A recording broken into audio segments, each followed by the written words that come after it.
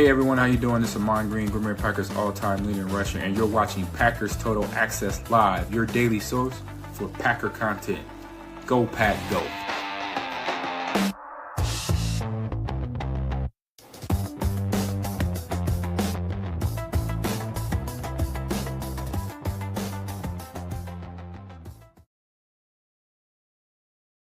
What's up, guys? Welcome into Packers Total Access. My name is Clayton. You can check us out on packernet.com. Find me on Twitter at Packers_access. Here with a little afternoon show for you guys and gals. We got some breaking news as it's coming out of Packers camp here, out of practice, if you will, inside, I believe, the Don Hudson Center. Looks like they're inside today. We've got several Green Bay Packers who are back at practice. Packers getting healthy for this December run. Really excited to talk about all the players that are coming back. And we've got one that was added to the injury report. Well, maybe not added to the injury report, but did not practice. I don't think there's much to worry about there. We'll dive into that as well. Well, also on the backside, we're going to hit an audio clip from Dan Orlovsky defending Jordan Love against Stephen A. Smith, who I think you guys are going to find this really interesting when we get into the audio of this. It's really strange to see how some people like to really press in on Jordan Love and try to pretend like he's a bad quarterback. And then as soon as someone points out the facts of how effective he's been, how he's protecting the football, how he's playing versus the blitz, they want to change the narrative up to, well, what's he done in the playoffs, right? So, again, we're going to dive into that as well. That's what we got on tap for you guys and gals. Still planning on going live this evening if everything goes as planned. I believe Emilio will be joining me for PTA Live at 6 p.m. Central. So, before we get into everything, if you guys would do that YouTube stuff for me, hit like, hit subscribe. If this is your first time tuning into PTA, welcome. Thank you for making us a part of your day. We're not experts. We're not insiders. We're not media members. We're fans just like you talking Packers on a daily basis. So if you're looking for that type of content, make sure you hit that bell icon. Make sure you're subbed to the channel and click like on your way in the door. Appreciate you making us a part of your afternoon. Let's waste no time. Let's jump right into it. As Dominic Yates tweeted out just a little while ago, Josh Jacobs with the knee is the lone player not practicing for the Packers. He was off to the side doing rehab while the other running backs were doing drills.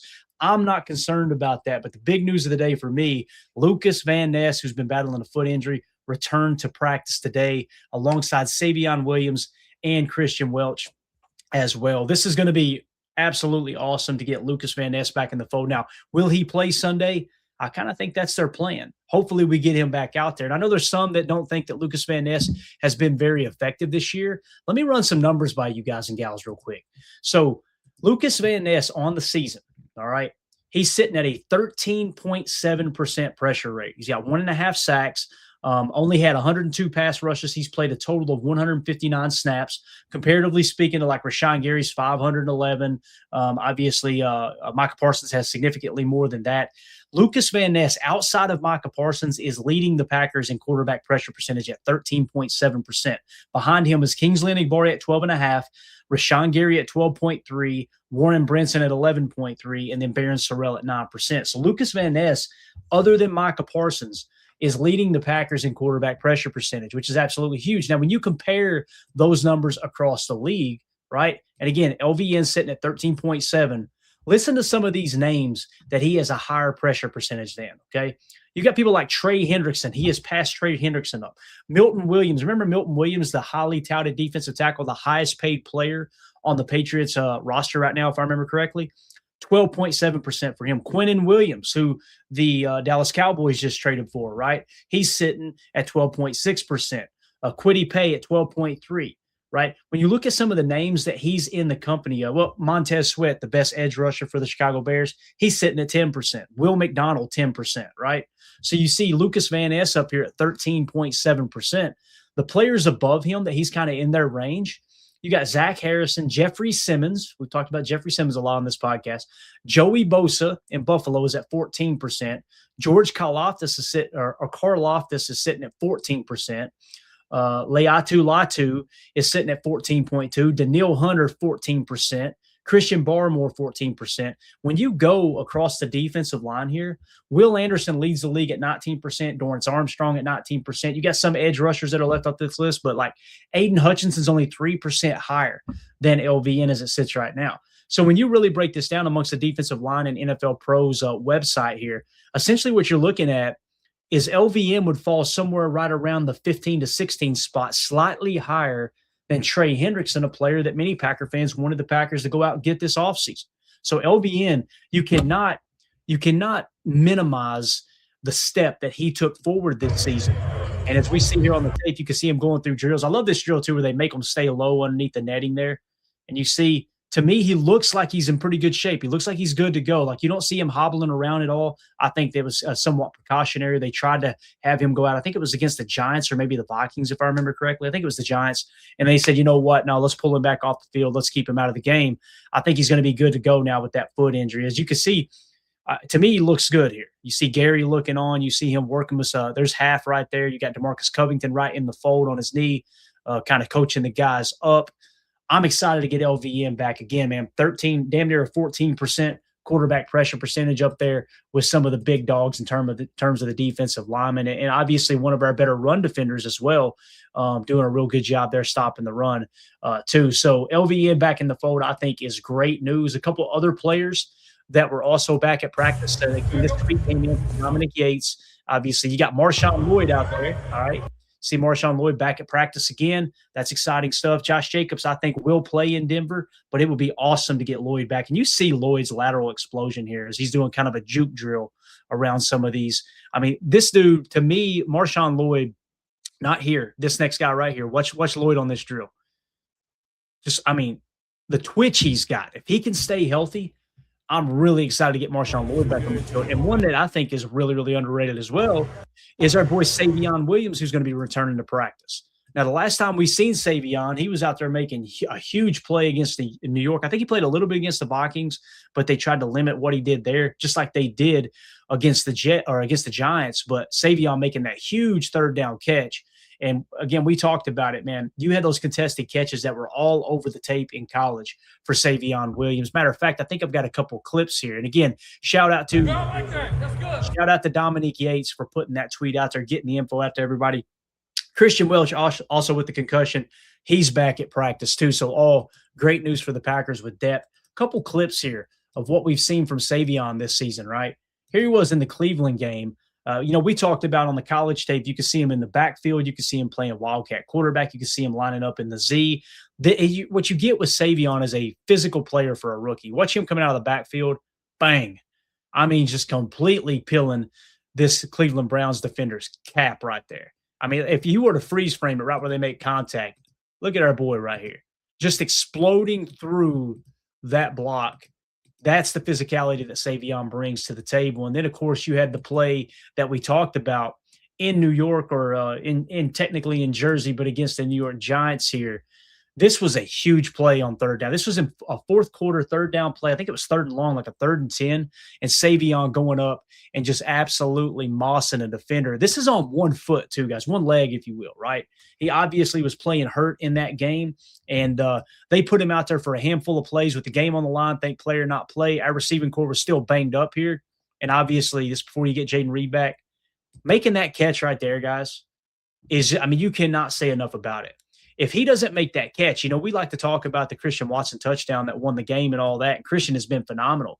But if this catch doesn't happen, you're looking at a 4th and 10, and God knows what happens after this play. And again, as you watch Jordan just trying to make something happen, obviously this was the spacing play that we all said we hated. And Savion recognizes Jordan's in trouble. Jordan off the back foot, barely gets the ball over the defender. And, of course, you got Savion just making a heck of a clutch catch there. So that's another receiver you're looking to get back into the fold as you come down the December stretch here. Now, again, who are the receivers that we got back? You got back Jaden Reed, right? And to me, he looks as good as ever. He's not going to skip a beat, just like Christian Watson, who, by the way, is grading out like a top 5 wide receiver in the NFL. Just a dude who's been phenomenal. The hands are much better. The route running to me looks crisper. He's always had a really good grab of the offense. He's got one of the highest Wonderlic scores of any wide receiver in the National Football League. Recently, too, Christian Watson was clocked, I think, that touchdown, one of those touchdowns the other night, he was clocked at almost 22 miles per hour. He was the fastest. I think he was the fastest player, at least the fastest ball carrier that was clocked in week 14. So Christian Watson has not lost any speed. Jaden Reed looks as dynamic as he's ever been. You've seen him on the jet sweeps, the Z sweep. And then, of course, you've seen him in the receiving game, too. An 18-yard pass from Jordan Love to Jaden Reed on a crucial first down there late in the game. He took advantage of a 1st and 10 where they were really selling out to the run. Jordan drops back, hits him on a shallow cross, and just a great throw, great catch by Jaden Reed. His hands look as good as they ever have.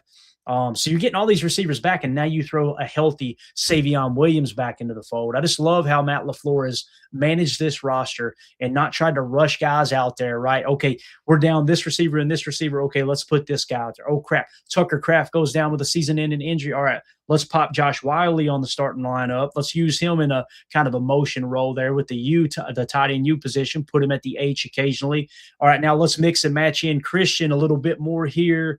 All right, let's involve Romeo this week. Okay, now let's take a step back. And let's get Dontavion Wicks involved this week. He has a stellar game on Thanksgiving against obviously the Detroit Lions. Matt LaFleur's in his bag, and now he's starting to get all of this weaponry back. It's kind of staggered. It's kind of cascaded. Like you're not getting everybody back all at once, but he's just slowly piecing everything back together, right? Now you're potentially getting Marshawn Lloyd back. Switch over to the defensive side of the ball. The defense has been playing great. They're top 5 in the league right now.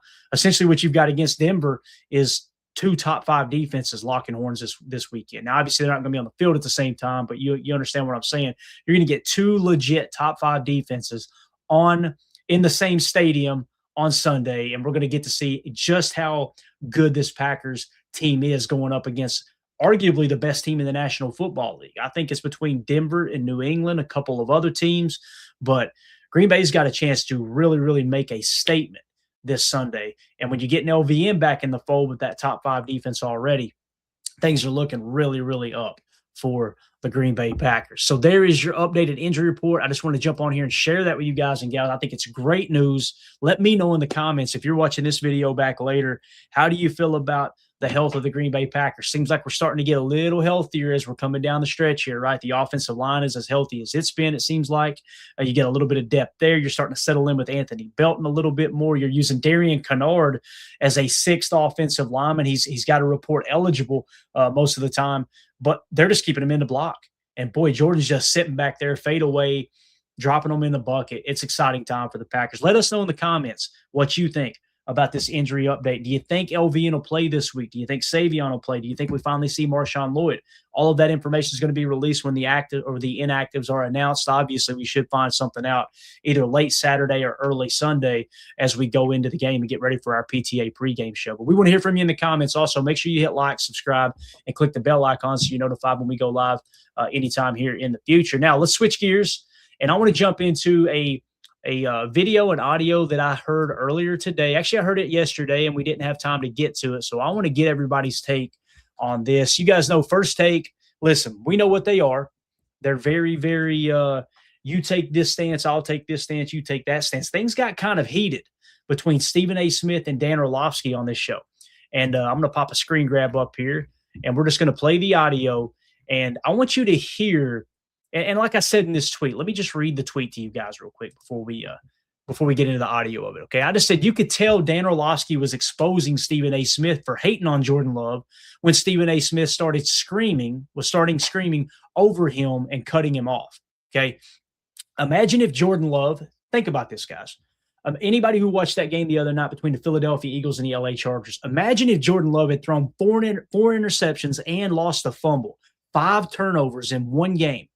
Imagine if he had done that versus Chicago and Jalen Hurts beat the number 1 seed in the NFC. What would the narrative look like? They would be raking Jordan Love over the freaking coals, right? Instead, Jordan Love goes out there, throws 2 touchdowns, leads the Packers to a victory over the number 1 seed Chicago Bears at the time. They're now first place in the North. They're the number 2 seed and a chance to finish strong down the stretch and potentially have a first-round bye and the number 1 seed in the NFC. And this is how the mainstream sports media is reacting to it. Again, Dan Orlovsky, tip my cap to him. He goes in pretty hard here, like calling people it's idiotic to think that Jordan Love isn't playing good football. It's wild. Stephen A. ended up changing his tune at the end. But listen how defensive Stephen A. Smith gets. And it's funny how the goalposts move every time it involves a Packer. Now, all of a sudden, Jordan Love's being judged off of only the playoff performances. Not even only the playoff performances, the playoff performance where he threw 3 interceptions.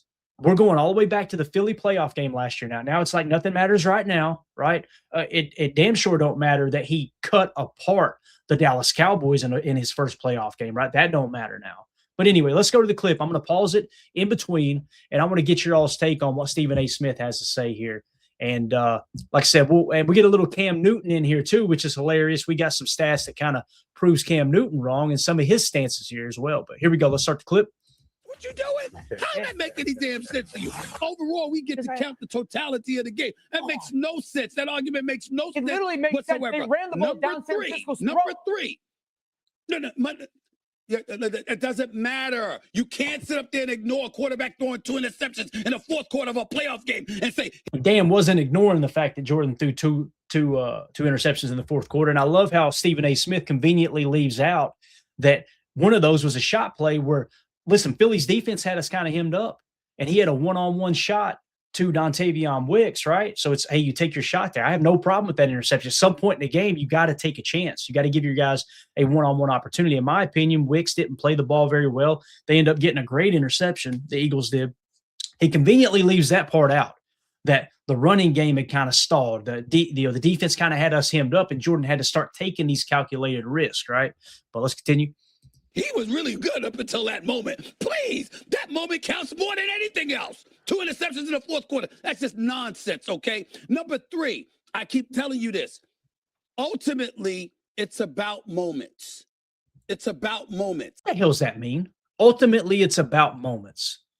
What it tells me is when I'm eating my quesadillas in and out of the room and talking to the friends that I've got over for our football party, right? And I need to know I need to have a moment where I go, this guy was excellent here. You're not even charting the game. You're not even looking at the down and distance. You're not looking at how effective the running game is. You're not looking at how their defense changed things up completely from the first half to the second half and the adjustments that have to be made on all. You're not looking at none of that. It's about moments. That's such a weird stance. And all I'm saying about Jordan Love is what really, really counts is what he's going to do in January, because we know how skilled he is. It's about what you do when it really, really counts. That's what I'm waiting to see from him. Like against Dallas in the playoffs, his first year as a starter, like pretty much in prime time, essentially, the game of the week on Fox against the number 1 seed Chicago Bears at home, where most of these idiots were predicting that the Bears were just, the Bears are going to take the North, they're not going to give it back. Again, what do these big networks do? They cater to the large markets, right? The larger fan base there in these large market towns. Yeah, that's all I'm saying. Yeah. Cam, go ahead. You can respond. All right, so here's Cam here. The caution that I have with Jordan Love is when you put that the things that will kind of go. Wait, can we just say this too? I don't mean to cut him off here, but I think it's absolutely hilarious that the argument against Jordan Love is, what do you do in those big moments? Y'all remember when Cam Newton refused to dive on a fumble in the Super Bowl? Just saying. Against him. Teams that get after the quarterback and teams that are opportunistic with the ball in the air. When you look at the Rams, when you look at the Eagles, when you look at Seattle, those type of teams, they play bully ball. They have that type of dynamic in their type of play. And those are the only things that to say how great Jordan Love is, the thing that will make you question, he will put the ball in jeopardy at some point of the game. When you go back and you say, Dan, just sit through this. Him talking about putting it in jeopardy, right, in harm's way. Dan's going to go off here in a second. And boy, he smacks him with all kinds of facts. And then you notice Stephen A. Smith starts talking over him. You could tell Stephen A. Smith's like, oh, no, Dano's owning us right now, right? Essentially what Cam's saying here, listen to what he's saying, right, about how, if you get pressure on Jordan Love, if you blitz Jordan Love, if you play physical with Jordan Love, right, this is what happens. Guys, against the Bears blitz this week, 9 of 12, 171 passing yards, 3 touchdowns, no picks, a 156.3 passer rating. And oh, by the way, 99.7 PFF grade against the blitz this week. And listen how he talks as if Jordan Love crumbles under pressure. It's wild. Blavsky, in the fourth quarter, well, that's the time of the win. Especially in the playoffs, the second half alone is the determining factor whether we win or we lose. We can have a great first half, but if we don't perform in the second half, then that will be, something that will impact the game, no doubt about it. Yeah, Here we go. Listen to Dano. Just listen to the facts he brings. this is my problem, Cam. Everyone talks about Jordan Love incorrectly. You say put the ball in harm's way. He's thrown 1 pick since October. He's thrown 1 pick. He's got 4 interceptions on the year. 4 interceptions on the season. Jalen Hurts just threw 4 interceptions in 1 game. Think about that. He's not this gunslinging, reckless quarterback. He throws the ball downfield. They're aggressive as an offense. Ever since Christian Watson's come back, they're pushing the ball downfield. But we talk about Jordan Love like he's a walking turnover. That's not accurate. And that's my whole gripe, Cam, with the way that we have allowed people to talk about him is because maybe early on in his career, yes, I would agree with that. But really over the course of like the last 3 seasons, he's one of the least interception-prone quarterbacks in the NFL. I think he's, when it comes to like how many times, and you know this, how many times I'm throwing the ball versus how many times I throw picks, he's on par with like Jalen Hurts, who's historically risk-averse. And so that my whole gripe, other than the other night when he threw 4 interceptions, right? About this whole situation is everyone talks about Jordan Love in a false reality. He's not that guy. And I'd also say this. No. Yes, Cam. You just said, see, Cam Newton's realizing, crap, he probably thinking, I didn't know those were the numbers. Hell, I didn't realize he only threw 4 interceptions, right? Yeah, you could tell Cam is very uncomfortable. This is where Stephen A. Smith's going to swoop in here in a minute and try to save him too. Yes. And by the way, notice how they're teaming up on Dan Orlovsky. They're teaming up on the person defending the Green Bay Packers and Jordan Love, which is hilarious. Yes, like the numbers are what the numbers are. The game plays. Dave, he's thrown 1 pick, I think, since November 1st. And so I sit here. He's got 4 interceptions on the season. And I sit here and I go, okay, the quarterbacks that are in the NFC, like if you think about the quarterbacks that are in the NFC right now, you go, you trust Jordan Love or Jalen Hurts. You trust Jordan Love or Caleb Williams. You trust Jordan Love or Sam Darnold. Okay, so let's just go through a couple of those that he just named off, right? Because he's kind of asking him, like, who would you trust more, right? He said Jalen Hurts, correct? Jalen Hurts has 19 touchdowns and 6 interceptions. His EPA per dropback is minus 0.02. You know, Caleb Williams, people were so enamored with Caleb Williams, right? Caleb Williams, same exact numbers, 19 touchdowns, 6 interceptions. His EPA per dropback, plus 0.02. He's ranked 54th in adjusted completion percentage across the entire league. Guys, 54th. You understand there's only 32 teams, right? That means half of the backups in the league has a better adjusted completion percentage than Caleb Williams does. But again, they'll talk about Caleb Williams like he's the second coming, right? And then all of a sudden, when you talk Jordan Love, it's a whole different standard, right? Again, Jordan Love on the season, 22 touchdowns, 4 interceptions. You know how many quarterbacks in the National Football League in the 2025 season have thrown 22 touchdowns and 4 interceptions? No more than 4 interceptions. There's only 2 players that's done it. Matthew Stafford, 35 touchdowns, 4 picks. And then you got Jordan Love with 22 touchdowns, 4 picks. They're the only 2 quarterbacks in the league, not just the NFC, the league that's done that. You trust Jordan Love or Baker? I got the only guy that definitively you would sit there in the playoffs and say you trust him, no questions asked more, would probably be Stafford. Yep. And I'll live in the world because Jalen's done it. Like, I can't get past the fact that we've seen Jalen. And you hear Dan's giving Jalen credit like, hey, he won a Super Bowl. He's not saying Jalen's cheeks. All he's saying is, why are y'all trying to pretend like Jordan Love is cheeks when he's outperforming all these guys that y'all put up on this pedestal every single week? It's crazy. And shout out to Nick McSwain in the chat. LaFleur said 2/3 of the interception in the Eagles playoff game was wide receivers running routes incorrectly. He hasn't been turnover prone since his first season. It's so true. Again, the 2 interceptions that he threw 3 interceptions in that playoff game. 2 of them, Matt LaFleur said the receivers ran the wrong routes. The other one was the one-on-one shot play where he had Dontavion Wicks in one-on-one coverage and the defender made a hell of a play. Wicks made a bad play on that ball. Now, that's not to drag our wide receivers. They have gotten so much better this year. Wicks has just been like, holy cow, this dude is legit this season, right? But again, if you just look at the box score and you base your argument around just the box score, which is what Stephen A. and Cam are doing. Cam looks, I'm going to drop this down for just a second. I want you guys to look at the looks on their face. Look at Cam looks confused, like, boy, I wasn't prepared for this. Stephen A. looks pissed because he's getting proven wrong right now. And you'll hear him. He gets hot here in a second. So completely agree, though. That's a great point there, Nick. Appreciate you, man. Here we go. Do it. But other than that, he's right there. Oh, I'm sorry. So that was the end of the clip. There was one clip. I think it was early on because Stephen A. seemed to take a little bit of what's the right word? Take a little bit of offense to the fact that what Dan Orlovsky said was if you think that Jordan Love is not playing good football right now, it's an idiotic thing to say. Oh boy, Stephen A. got mad. He got hot. And it's funny too, because Stephen A. Smith, he's always been this kind of this titan in sports talk, and now he's starting to drift into politics. He literally spent the first part of that argument. It's about a 12-minute clip total. He spent the first part of that argument after Dan made that comment, basically catering to the audience and going, Dan Orlovsky thinks everybody's idiots. He thinks 90% of the fans are idiots, and he literally beat it. Dan was just like putting his head down, like, oh Lord. And then at the end, Stephen A. Smith buttons it up like Jordan Love's a great quarter and just bring it right back around. It was unbelievable. It was wild. So anyway, that's the type of stuff that's going on with, yeah, all I hear is but from the love hate, which Clay is pointing out very well. It's the point is Jordan Love is playing like a top 5, top 3 quarterback, right? Top 5, definitely, possibly top 3. Some would say he's playing better than everyone who's not named Matthew Stafford. Matthew Stafford's playing outside of his mind. And again, who does he have? And I love having these conversations. I love going, okay, which receiver would you rather have on your team?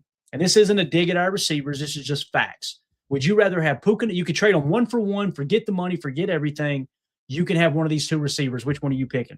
You picking Puka Nacua, or are you picking Christian Watson? I love Christian Watson. I think Christian Watson's ceiling is through the roof. Christian Watson's not Puka Nacua's level right now. He's just not. Would you take Jaden Reed over Puka Nacua? No, you would not, right? Would you take Dontavion Wicks, like I'm talking number 2, number 3 receivers, because that's essentially what Devontae Adams is with the LA Rams right now. Would you take Dontavion Wicks over to Devontae Adams? One play, one game, whatever you want to break it down to. No, you wouldn't. Nobody would, right? Would you take Romeo Doubs over Tay Adams? No, you wouldn't. So again, this idea that you could just kind of make this argument that it's all Jordan Love. Jordan Love is cheeks in the playoff. We just told you all the numbers. We broke everything down specifically. Again, I think it has more to do with the mainstream media. They want to make sure they beat down Little Green Bay and make sure they're propping up these Chicago franchises, these Philadelphia franchises, these New York franchises. They want these franchises to be at the top because that's where the large majority of their media market is. Period. Case closed. That's what I see anyway. So it's really, really interesting to see how everyone kind of adjusts their stance as you get later into the season. The beautiful thing is we get to finish this thing out, baby. That's what I love about the Caleb Williams conversation. We said it going into Chicago week. All right, you guys might be right. Caleb might be a better quarterback than Jordan Love, which I know it's hard to believe, but there were Bears fans, many, many Bears fans saying that Caleb Williams was a better quarterback than Jordan Love. And I love the way we approach it was we get to find out Sunday, don't we? We get to find out what happened on Sunday. You had your boy Caleb Williams in the first half. His completion percentage was in the 40s, 40 percentile. And you had Jordan Love, outside of the one interception that he threw, you had him cutting the defense up. Last week, he was the NFC Player of the Week, right? The beautiful thing is we get to go down this stretch, right? We get to see, this argument happened, I believe, before Jalen Hurts threw those 4 interceptions. I would love to hear this conversation be had again, trying to pretend like Jordan Love is just a horrible quarterback and Jalen Hurts is one of these dominant quarterbacks in the league. Jalen Hurts has been a very good quarterback, good enough to lead a dominant run game and a really good defense last year to the Super Bowl. And I'm in no way, shape, or form trying to beat down Jalen Hurts. All I'm saying is, how in the hell does a quarterback turn the ball over 5 times in a primetime matchup where your playoff hopes are on the line every single week, and you just go, nah, no big deal. Jordan Love throws 1 interception in the first quarter against the Bears and is dominant every other snap after that, to the tune of 9 of 12, 171 passing yards, 3 touchdowns, no picks, and a 156.3 passer rating when the other team says, we got to get pressure on him. And Cam Newton's whole argument is, well, when teams get pressure on Jordan, that's when he falls apart. It's like there's no statistical basis for your argument. There's no foundation that's built on facts in that argument. The reality is Jordan Love could fall flat on his face for the rest of the season. He could be one of the worst quarterbacks the rest of the year. That could happen. That's a possibility. Very, very, very small possibility. And if it did, we'd be in here going, man, he's just not playing good enough. That's bad, right? I mean, that we would be talking about that. And we'll be pointing out the other things that go into those effects as well. But boy, oh boy, when he's dominant, when he lights it up like he did the back half of 2023, right? When he lights it up the way he is right now, 22 touchdowns, 4 interceptions. Are you kidding me? Like the run he went on the back half of 2023 was better than Aaron Rodgers' MVP years, any of them, right? So, again, you just need to give credit where credit's due, and we know what it is. They cannot stand the fact that it looks like the Packers have got another legit slam dunk franchise quarterback. Possibly it's really, really early, but if you keep these type of numbers up, if you go out there every year and you throw 35 touchdowns and less than 10 interceptions every single year, which is looking like Jordan's going to be able to do, and then you get a better grasp of the offense, and now you're able to kind of tack on extra things here or there, like you're seeing Christian Watson at the line of scrimmage, Jordan coming to the line, and literally you can't see my hand, but down next to the side just does this, and you see Christian go, and bang, that's been changed to a slant, a lookie, and you take it to the house for 41 yards.